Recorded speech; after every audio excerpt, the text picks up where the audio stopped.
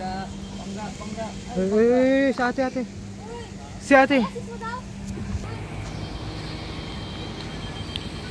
Kailangan tayo ng malete.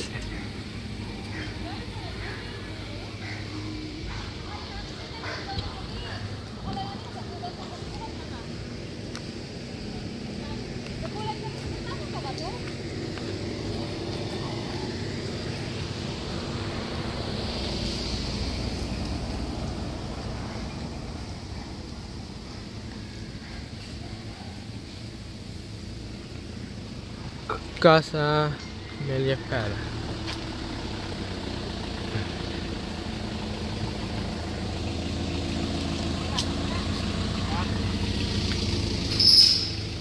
Kasi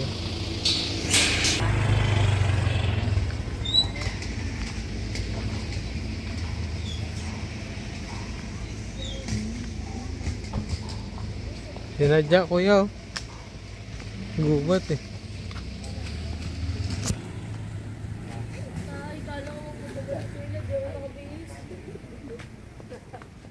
Ano kailangan lahat nakabihis? Ano, may bubuyog dito eh.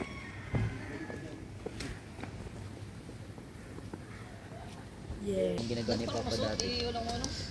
Dot! Wala! Palagay mo na nasa ito rin mo ako lang. Saan dito? Yan, tuloy-tuloy ka na.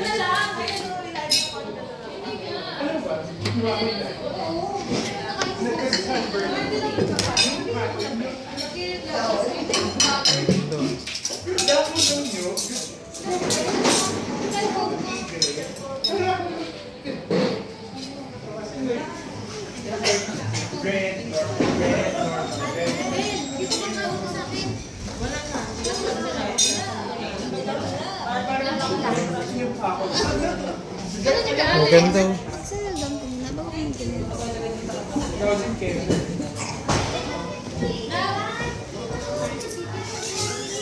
Maganda. Maganda naman.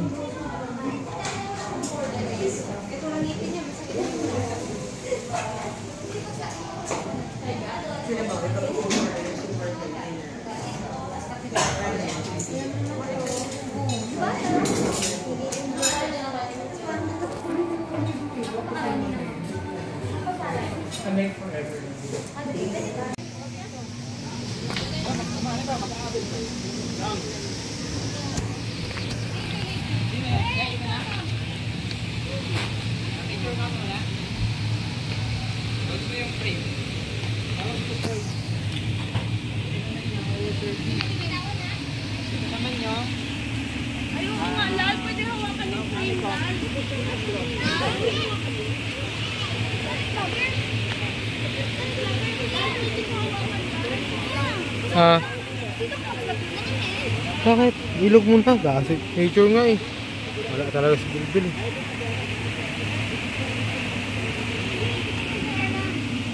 Ano meron dyan? Bakit may mga bubuyog? Wala akong ano. Boss, stainless ba to? Stainless to? Wala gasi. Suot ka nito. Ha? Seryoso ba yan? Sigurado ka?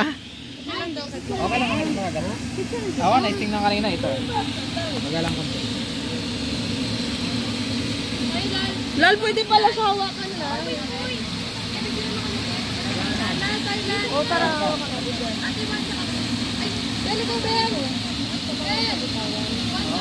Mga honeybee, oh. Grabe na lakas ng loob. Yan o, Julo. Come on, oh. Oh, bite me, stupids.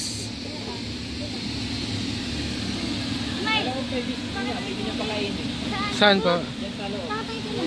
Yan, isa pa rin. Sarap, no? Nakalagay sa gano'n. Isa pa yung kanina ulit. Hindi niya mapakain si ano. May pang-swab din na papakain naman yun. Ano ba? Solo mo, solo? Diba? Sila na lang.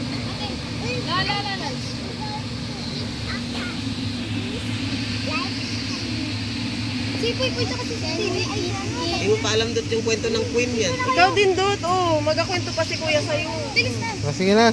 Kahit wala okay lang si Tito Badot. Wala Badot yung queen. Picture lang sila kanya. Oo, tignan mo ba? Look at me. Nakakita ka niya ng queen? Wala pa, saan? Amazed ka. Hindi kayo. Saan yung queen? Isa nga yung ano na Para isahan. Isang makita ng queen.